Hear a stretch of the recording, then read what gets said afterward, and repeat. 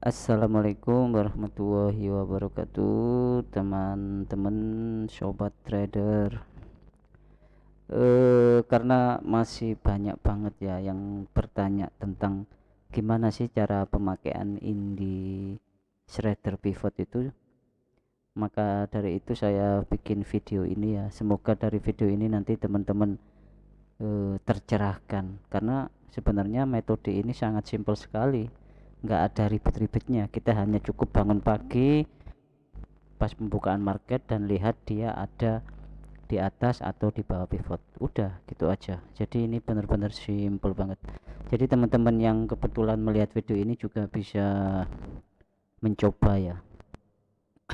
Oke, ini saya mulai dari yang benar-benar nol ya, dari yang benar-benar belum paham cara memasukkan indinya. Ini saya share sekalian karena ini saya disclaimer dulu ya, ini tidak untuk yang sudah pro. Jadi ini memang dikhususkan untuk yang baru mengenal forex.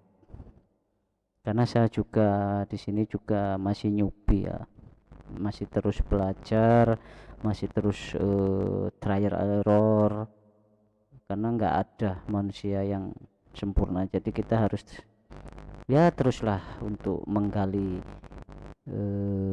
pengetahuan, untuk terus belajar. Oke, jadi ketika kita membuka MT4 itu mungkin kalau baru download kan kayak gini ya, atau bisa di bisa kayak gini. Jadi nanti tinggal dipilih aja XAU, karena saya sebenarnya bisa untuk semua pair, tapi di sistem ini saya khususkan sih mungkin lebih ke XAU aja, karena saya nggak mau coba di pair lain, meskipun memang sebenarnya untuk semua pair. Oke, kita besarkan XAU. Kalau ngilangin grid ya tinggal kontrol G gitu aja, atau lihat periodenya nanti biar tahu ini hari apa ya tinggal kontrol Y gitu ya. Ini jadi jaraknya ini kan kalau kita besarin gini kan, nah dari jarak satu garis ke garis lainnya ini itu 1 hari. Untuk chartnya kita ubah di candlestick aja, nah seperti ini. Nah, untuk memanggil indikator kita tinggal file, open data folder, pilih MGL4, terus pilih indikator. Nah udah, tinggal di input aja nanti. Ini kan filenya kan, indikatornya kan slider pivot lah. Ini jangan lupa logo dengan pivot ini .xc4 ini kita copy. Udah tinggal kita masukkan aja di folder indikator tadi. Nah, jika sudah masuk gini, kita balik lagi ke MT4, kita refresh dulu, terus Ctrl N. Nah, ini tinggal dipilih indikator, cari aja tadi apa namanya. Oh, belum di refresh ya, kita refresh lagi di sini. Nah, ini muncul kan slider pivot. Kita drag gini atau di double klik juga ada, maksudnya juga bisa, jadi nanti muncul. Nah ini kalau mungkin awalnya belum muncul, tinggal dipindah di apa, di time frame aja, nanti biar dia muncul lah. Ketika dia muncul seperti ini, jadi kita hanya nunggu dia untuk pergantian hari. Hari ini di bawah atau di atas pivot. Kalau di open marketnya di atas pivot, otomatis kita akan buy. Tinggal nunggu di area support. Karena di sini kan ada support 1, support 2, support 3, support 4. Kita tinggal tunggu aja di support, minimal di support yang ada key level ya. Maksudnya key level itu ya di area-area yang ada histori support-supportnya gitu loh. Kalau gini kan belum kelihatan. Tapi kalau kita kecilin gini mungkin, nah ini akan kelihatan. Ini ada support. Ini kan ada support. Ini ada resisten lah. Ini kan sudah key level. Jika ada support resisten yang sama baris, berarti di sini nanti kita bisa untuk area entry gitu. Nah ini pas di S1, tapi kita kan sell gitu loh. Jadi kenapa kita sell? Karena hari ini hari Kamis, iya hari Kamis ya. Ini hari Kamis tanggal 9 September. Nah, sorry tanggal 14 ya. Tanggal 14 September. Jadi untuk hari Kamis ini dia open marketnya di bawah pivot, otomatis udah kita lupakan semua sistem, kita fokus di pivot ini aja. Jadi kita harus kosongkan kelas kalau mau benar-benar mendalami ini. Jadi intinya kita fokus sell itu yang harus kita mantapkan dulu. Mindsetnya kita harus benar-benar yakin dulu, karena kalau nggak yakin ya percuma. Jadi kita fokus sell. Di mana sellnya? Ya bisa di R1 R2 yang ada historinya lah. Karena hari ini kita fokus sell, jadi ya udah kita cari momen dulu. Ini kan resisten, ini juga resisten, jadi nanti kita bisa sell. Ini kan kalau teman-teman sudah di Profit Hunter kan diumumin di 1914 kita sell, karena di sini ada resisten, ada historinya gitu loh. Jadi jangan ketika muncul di bawah pivot langsung sell, jangan. Kita harus mencari harga tertinggi dulu buat sell. Kecuali memang nanti seumpama dia langsung turun terus, otomatis kita kan nggak bisa sell ya. Lah udah kita counter nggak apa-apa, tapi counternya pun harus cara cerdas. Maksudnya cerdas itu nggak asal ngebuy, tapi kita lihat dulu di area-area supportnya ini ada nggak untuk kita bisa buy yang ada historinya gitu. Jadi tetap kita jangan langsung open. Intinya itu gini, ketika kita bangun pagi melihat market di bawah pivot, otomatis oke, otak kita itu sudah ngomong sell. Jadi udah bodoh amat sama yang lain, kita tinggal cari momen. Itu yang akan bikin kita nanti disiplin, itu yang akan bikin kita nanti lebih konsisten dengan apa yang kita lakukan gitu loh. Jadi habit dulu, kita harus kebiasaan dulu. Kalau pivotnya di bawah ya udah kita fokus sell aja, kita tinggal nyari open sell. Entah alasannya dari IB, dari pivot, dari IB, dari SNR, dari indikator stokastik, itu banyak banget. Yang penting ada alasan untuk sell, karena pivot ini hanya menunjukkan arah, bukan untuk entry. Entry-nya ya kita tinggal nyari inset bar, kita tinggal nyari SNR-nya. Nah, kalau mau simple ya tinggal kita cari aja, kita nanti sell di R1 atau R2. Yang pasti kita harus siap resiko, karena nggak ada semua sistem itu yang akan selalu profit. Ada kalanya kita kena SL, ya udah kita terima. Tapi sejauh ini kalau teman-teman yang sudah masuk harusnya sudah paham bahwa ini benar-benar power untuk kita jadikan sebagai acuan open gitu, sebagai acuan entry kita. Jadi ini memang kalau teman-teman lihat itu banyak kok, indi pivot itu banyak, cuma memang ini kan kita lebih custom lagi gitu loh. Untuk rumus-rumusnya pencarian R1 R2 R3 ini kan tetap ada tambahan yang kita tambahin sedikit. Tapi kalau mau yang banyak di internet itu juga banyak, jadi nggak pakai ini juga nggak masalah, terserah teman-teman. Saya di sini hanya share cara pakainya. Jadi seperti itu ya. Jadi kita jangan pusing untuk mencari momen. Intinya itu di bawah, kalau pagi-pagi kita cek di bawah pivot, kita fokus sell. Di atas pivot kita fokus buy. Lah kemarin kalau yang hari Rabu itu kalau dilihat itu sebenarnya kan kita itu limit di 1915, dan memang kita ubah karena kita cari di 1908 ya selnya, tapi ini masih jalan kan harusnya. Tapi kalau kita di R1 kemarin harusnya udah 80-an pip untuk hari ini, tapi karena kita kemarin kita ubah di 1908, itu pun tetap ada alasan kan, di situ ada support juga gitu loh, yang bikin tahanan ditambahi dengan adanya news yang positif untuk USD, makanya kita langsung ambil sell di situ 1908, meskipun ini juga tetap profit gitu loh. Jadi gini, sebagai trader kita harus sadar bahwa momen itu nggak akan ada setiap hari, itu pasti ada kalanya ya. Kalau nggak ada momennya kita stop gitu loh. Selama kita belum bisa menahan diri untuk nggak open ketika nggak ada momen, selama belum bisa kita lakukan, percayalah kita nggak akan sukses di trading.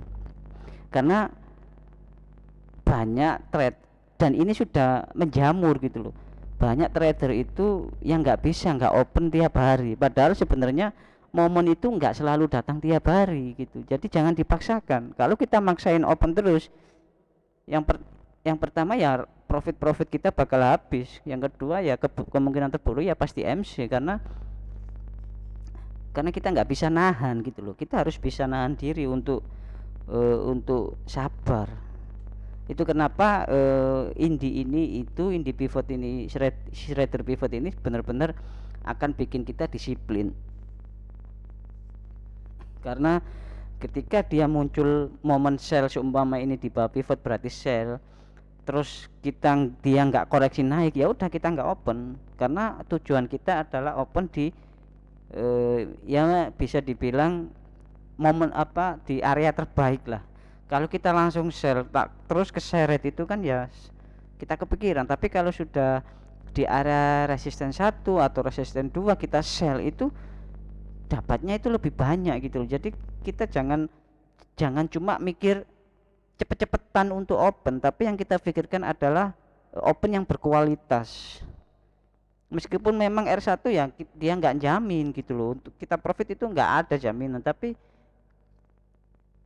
hal semacam ini tuh kita harus apa namanya, kita harus coba, kita harus latih.